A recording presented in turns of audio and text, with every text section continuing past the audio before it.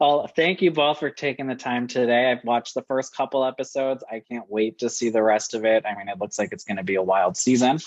but um, you know, the show starts off immediately with a montage of sex scenes between your two characters. Just when you're seeing this on the script, are there concerns? I know there was an intimacy coordinator that worked with you all through this, which I think was obviously very important, but can you just talk a little bit about what those initial maybe hesitations or concerns were, if there were any?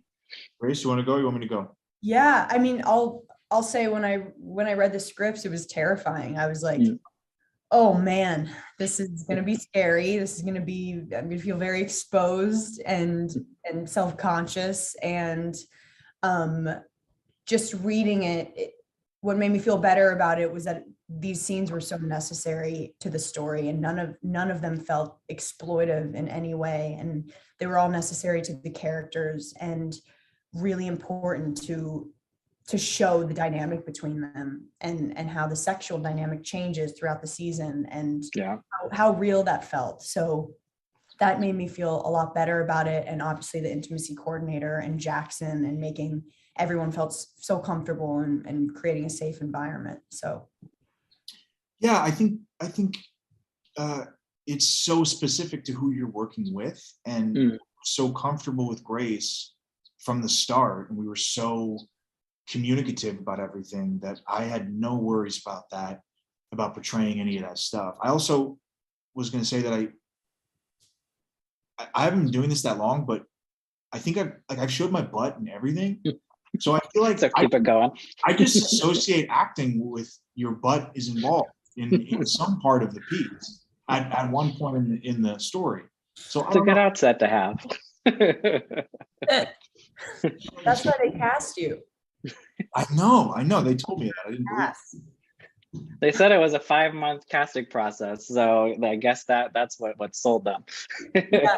Yep. Last And for this, this show's all about kind of falling for the wrong people, ignoring red flags that are very obvious. For each of you, are there, red flags or signs you look out for when at the beginning of a relationship, beginning of a new friendship, just when meeting new people? I think that's exactly what this show is saying, is that it's so hard to see them when you're in it. Mhm.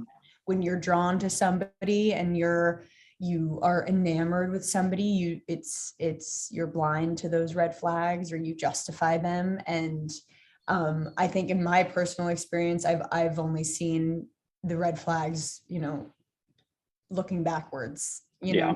never in the moment.